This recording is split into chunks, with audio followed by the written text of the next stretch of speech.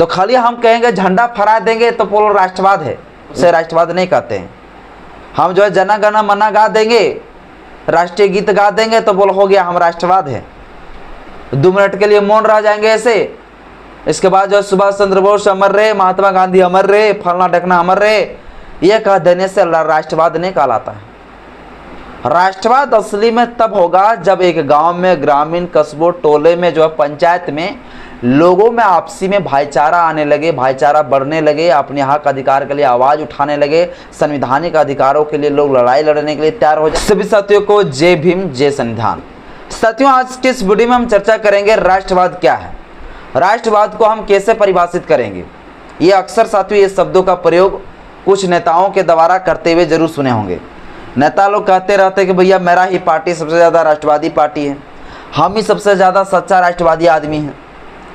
तो ये शब्दों का प्रयोग जो है ना नेता लोग बहुत ज़्यादा करते हैं। तो क्या सिर्फ जो है नेता लोग ही राष्ट्रवादी होते हैं या आम जनता, आम नागरिक भी राष्ट्रवादी होते हैं? राष्ट्रवाद का प्रमुख तत्व क्या है, राष्ट्रवाद को जो है कितने प्रकार में हम बांट सकते हैं, राष्ट्रवाद का उदाहरण क्या है, राष्ट्रवाद को लेकर साथियों सुप्रीम कोर्ट भी जो है कुछ जजमेंट दिया है, वो जजमेंट को भी आपको बताएंगे जिससे आपको पता चलेगा कि असली राष्ट्रवाद होता क्या है। इसके बाद साथियों क्या भारत के संविधान में राष्ट्रवाद से संबंधित कुछ प्रोविजन है, कहीं कुछ उल्लेख है, प्रावधान मिलता है या नहीं मिलता है? इन तमाम साथियों सवालों का जवाब आज के इस वीडियो में आपको देंगे।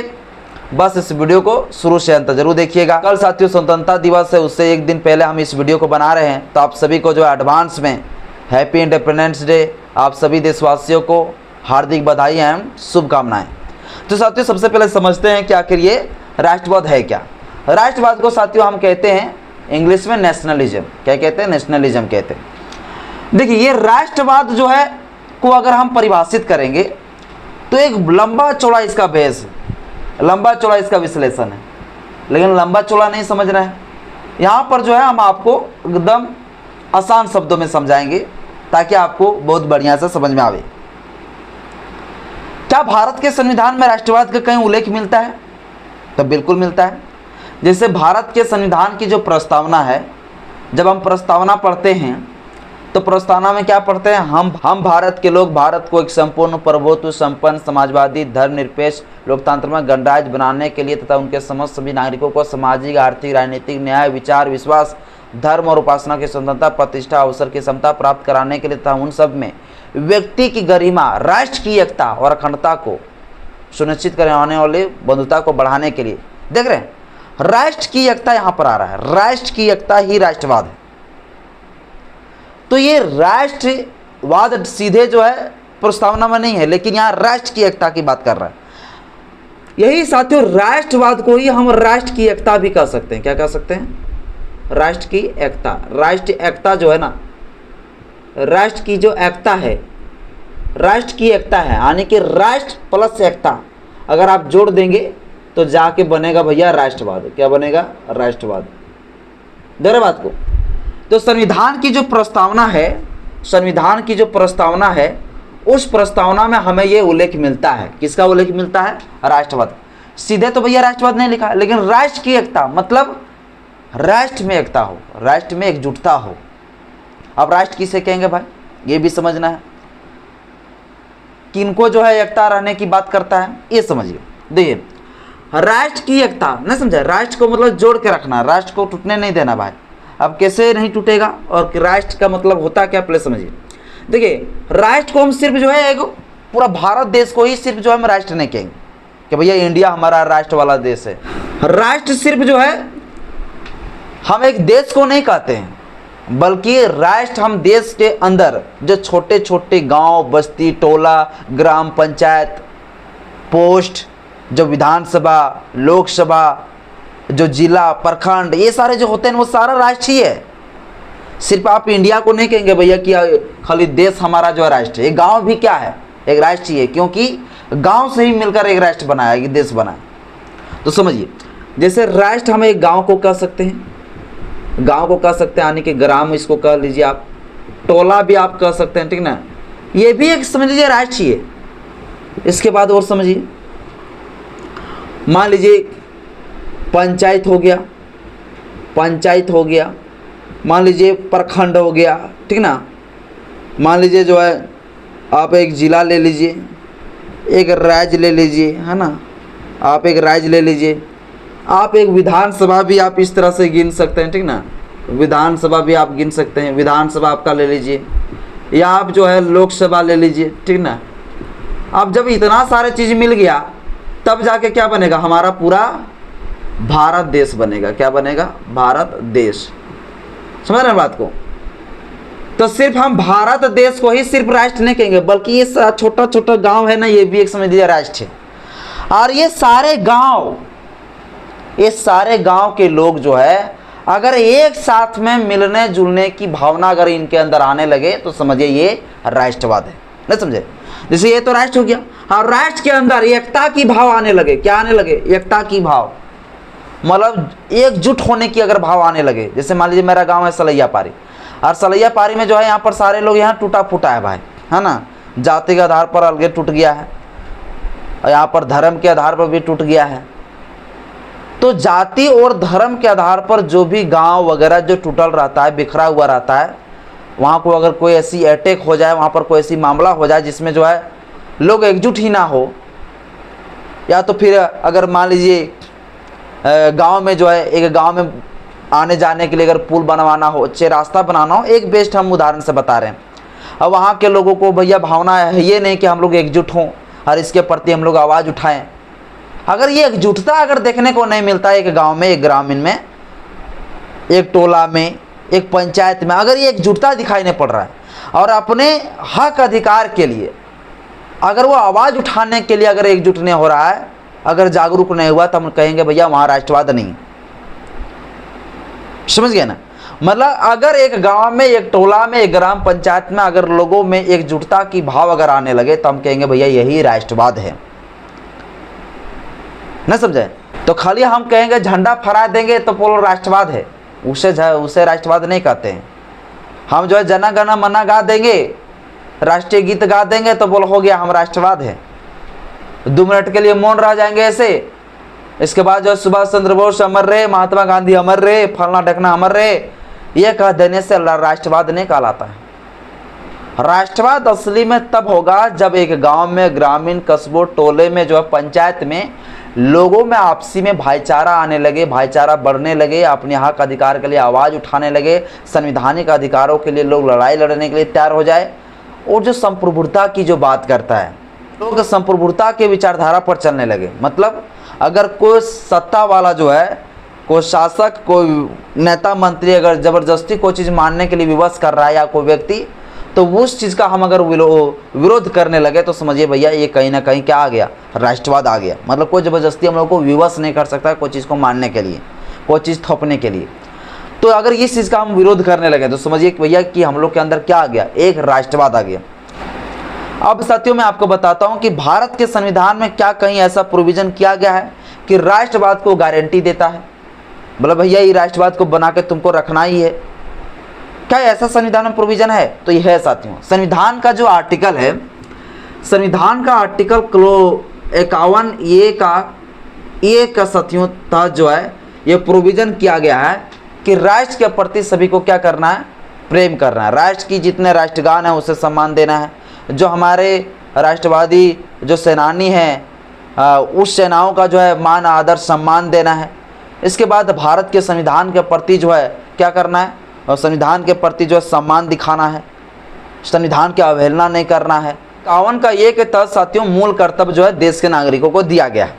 तो ये मूल कर्तव्य क्या क्या है देखिए, इसमें मूल कर्तव्य में साथियों कहा गया है कि संविधान का पालन करना है, उनका आदर्श करना है, और जो संवैधानिक संस्थाएं हैं और जो राष्ट्रध्वज है और राष्ट्रगान है इनको आदर करना है। इसके साथ साथ कहा गया है स्वतंत्रता के लिए हमारे राष्ट्रीय आंदोलन के प्रेरित करने वाले उच्च आदर्शों को हृदय में संजोए रखें और उन्हें पालन करना है। मतलब देखिए जो हमारे राष्ट्रवादी, जो हमारे जो राष्ट्र का जो सेनानी थे, उन सेनानियों के प्रति हम लोग का आदर होना चाहिए। भारत के अंदर जो प्रकृति है, जो भारत के अंदर जो संस्कृति है, उन सभी को जो है आदर करना है। तो इस प्रकार से साथियों 11 जो है मौलिक कर्तव्य जो है देश के नागरिकों को जो है ये दिया गया है। तो इस आर्टिकल के तहत साथियों देश के नागरिकों को जो है मौलिक कर्तव्य जो है इसलिए दिया ताकि जो है राष्ट्रवाद के प्रति जो है पूरी तरीके से एक्टिव रह सके, देश के प्रति एक्टिव रह सके, एक एकता में लोग बना रहे। इसलिए जो है आर्टिकल 51 के तहत राष्ट्र की एकता की जो है कुछ गारंटी देता है, राष्ट्रवाद की कुछ गारंटी दिया कि भैया ये चीज़ तुमको करना पड़ेगा, तभी माना जाएगा कि भैया आप देश का असली राष्ट्रवाद है। लेकिन सिर्फ झंडा फहरा लेने से ये सब राष्ट्रवाद नहीं होगा, बल्कि गांव में जो है ना अपने एक संविधान के अधिकार के प्रति, अपने सारे हक अधिकार के प्रति अगर एक्टिव हो गए तो समझिए भैया ये जो है राष्ट्रवाद है। क्या है? एक राष्ट्रवाद है। अब साथियों देखते हैं कि राष्ट्रवाद का प्रमुख तत्व क्या है, ठीक ना। अब राष्ट्रवाद का जो है प्रमुख तत्व, अब राष्ट्रवाद का साथियों प्रमुख तत्व क्या क्या है? के प्रति निष्ठा होना, राष्ट्र के प्रति निष्ठा होना, राष्ट्र के प्रति क्या होना? निष्ठा होना।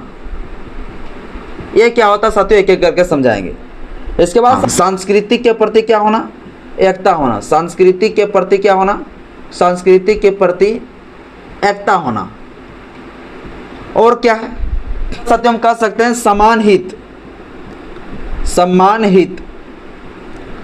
और साथियों क्या कह सकते हैं इसका प्रमुख तत्व?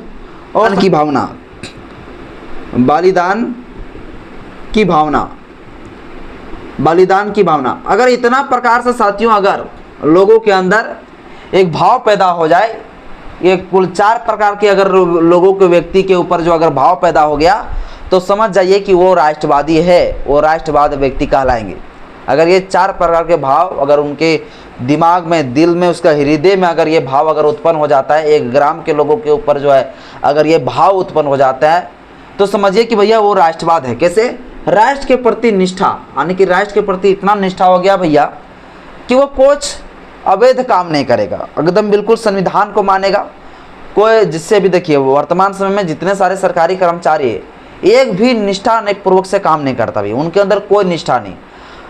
आत्मा तब फट जाता है जब 80,000 1 लाख कमाने वाला जो है कर्मचारी एक 300 रुपया कमाने वाले मजदूर से, किसानों से जो है घूस मांग लेता है, रिश्वत मांग लेता है, उस समय आत्मा फट जाता है। तो क्या देश के प्रति राष्ट्रवाद है उन लोग का? और वही ठेकेदार, वही सारे लोग जो है बड़े बड़े अधिकारी जो सरकारी तंत्रों में जो बैठा हुआ है, वो सारे अधिकारी लोग जब 15 अगस्त आएंगे तो झंडा फहराएंगे, एकदम मौन रखेंगे, राष्ट्रवाद की बात करेंगे, बड़े बड़े भाषण देंगे, डिंग हाकेंगे। उन्हें शर्म आ जाना चाहिए उस दिन, शर्म के मारे चुल्लू भर पानी में डूब, आगे नहीं कहेंगे क्या करना चाहिए, चुल्लू भर पानी में डूब मरना चाहिए। क्या कहूँ, शर्म आनी चाहिए। और जब 15 अगस्त आता है, 26 जनवरी, तो कहेगा हम ही सबसे बड़ा राष्ट्रवाद है। छुछुंदर आदमी। तो राष्ट्र के प्रति निष्ठा साथियों जो लोग हैं उसी को हम कह सकते हैं राष्ट्रवाद। अब ये जो सरकारी नौकरियों में जो कुछ लोग बैठे हुए ना, जो रिश्वत एकदम भ्रष्टाचार से जो सम्मिलित है, उसको राष्ट्रवादी नहीं कह सकते। सबसे ज्यादा भ्रष्टाचारी कौन है? नेतवेन। नेतवेन का सैलरी 1 लाख रहता है, 1.5 लाख, और बिल्डिंगिया बन जाता है भैया एकदम करोड़ का। और सभी राज्य में एकदम कहाँ कहाँ जमीन खरीद लेगा, कहाँ कहाँ बिल्डिंग बना देगा, पता नहीं। तो सरकारी अधिकारियों के ऊपर राष्ट्र के प्रति निष्ठा जो है बहुत कम दिखाई पड़ते हैं। आम नागरिक को अगर राष्ट्र के प्रति निष्ठा रखना है तो उसके लिए क्या करना पड़ेगा? उसके लिए सर ये करना पड़ेगा कि सबसे पहले जो है संप्रभुता की बात करना होगा, संप्रभुता की जो है बात करना पड़ेगा। ये क्या होता है? इसके साथ साथ संवैधानिक जो अधिकार है, उस संवैधानिक अधिकार की बात करना होगा, संवैधानिक अधिकार की बात करना होगा। अगर ये करना सीख गए तो समझिए भैया राष्ट्र के प्रति क्या है? निष्ठा है। संप्रभुता क्या होता है? कि कोई भी सरकार, कोई भी सत्ता वाले जो है लोग किसी नागरिक को, किसी व्यक्ति को जो है कोई भी चीज जबरदस्ती मानने के लिए विवश नहीं करेगा। और इस चीज का विरोध अगर जनता करने लगे तो समझिए साथियों जो है उसके अंदर राष्ट्रवाद आ गया है। क्योंकि मान लीजिए सरकार को अगर गलत कानून लेके आ जाए कि भैया हम फंडामेंटल राइट से जो है नागरिकों का छीन लेंगे, तो उस चीज का अगर हमारे लोग नागरिक क्या करने लगा? विरोध करने लगा, तो समझिए भैया यहाँ पर क्या आ गया? राष्ट्रवाद आ गया। तो कुल मिलाकर साथियों अगर संप्रभुता की भाव आ जाए और संवैधानिक अधिकारों की मांग करने लगे अगर नागरिक, तो हम कहेंगे भैया ये राष्ट्रवाद की भावना आ गया।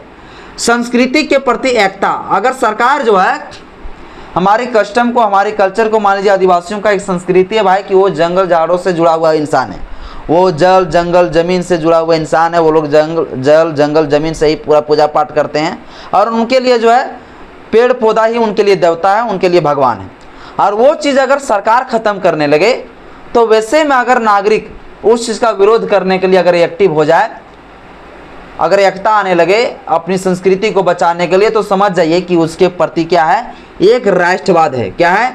एक राष्ट्रवाद है। आगे साथियों क्या, समान हित। इसका मतलब साथियों ये हो गया कि जो व्यक्ति अपने हित के लिए ना देखकर पहले सभी लोगों के लिए हित के लिए काम कर रहा हो तो आप कहेंगे समान हित की बात कर रहे हैं, सबके लिए। जैसे कोई नेता लोग जब बन जाता है, नेताओं का हम ज़्यादा उदाहरण लेते हैं, क्यों पता है, क्योंकि जब भी वो बन जाता है ना, कोई भाई बड़ा कुर्सी के पद में बैठ जाता है, चाहे मुखिया हो चाहे वार्ड हो, तो सबसे पहले अपना हित देखता है। जनता जाए भाड़ में, अपना काम बनता। पहले जो है बड़ा बड़ा बिल्डिंग बनाएगा, इमारतें बनाएगा, पहले बैंक बैलेंस अपना करेगा, इसके बाद जनता भाड़ में जाए। अगर इस प्रकार से अगर भावना अगर किसी व्यक्ति में आ रहा है तो बोलेंगे भैया उसके अंदर राष्ट्रवाद नहीं है।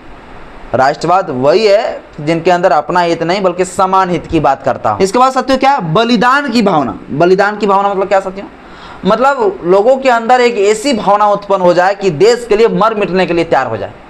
मान लीजिए पाकिस्तान जो है अटैक कर दिया, जो चाइना भारत में अटैक कर दिया, तो भारत के जो सेना लोग लड़ेंगे, अब पता चलेगा सेना लोग को मार देंगे, सेना लोग हार जा रहा है, तो हम लोग चुपचाप तो बैठे नहीं रहेंगे। हम लोग सेना नहीं भैया, लेकिन हम लोग भी जहाँ तक हो सकेंगे वो, अगर सेना लोग हमारे अगर बंदूक चलाएंगे तो हम लोग पत्थर चलाएंगे, लेकिन हम लोग भी जो है ना देश के प्रति क्या हो जाएंगे, एकजुट हो जाएंगे। हम लोग अपना हक अधिकार की लड़ाई लड़ने के लिए, अगर मरने के लिए भी हमें जरूरत पड़ जाए तो हम लोग मरने के लिए तैयार हो जाएंगे भैया, लेकिन फिर भी अपने मान सम्मान के साथ कोई समझौता नहीं करेंगे, अपनी संस्कृति को बर्बाद होने नहीं देंगे, अपने जो हित है और जो संवैधानिक अधिकार है उस अधिकार के प्रति भैया हम झुकेंगे नहीं। तो ये साथियों जो इस प्रकार से अगर भावना आने लगे, बलिदान की भावना आने लगे, तो समझिए भैया राष्ट्रवाद आ गया। और कोई भी देश अगर जो गुलाम देश था वो अगर आज़ाद हुआ है तो इसी भावना की वजह से ही आज़ाद हुआ है, वरना आज़ाद नहीं होता। समझ गया ना। हमारा भारत में राष्ट्रवाद कैसे आया, ऐसे ही आया। अगर 1800 से पहले अगर उधर देखा जाए, 1857 की क्रांति के बाद ही भैया फिर क्या आया है, राष्ट्रवाद आया है, वरना उधर देखा जाए तो भैया राष्ट्रवाद था ही नहीं भारत के अंदर। लोगों के अंदर ये एकता नहीं था, एकजुटता नहीं था। और वर्तमान समय में जो राष्ट्र की एकता और अखंडता को जो तोड़ा है वो किसने तोड़ा है, तो देश की जो पार्टियां हैं वो पार्टी लोग जो है पूरी तरीके से राष्ट्र की एकता और अखंडता को तोड़ दिया है, क्योंकि यहाँ पर धर्म की राजनीति चलता है और धर्म की राजनीति पूरा देश को साथ ही चौपट कर दे रहा है, बर्बाद कर दे रहे हैं।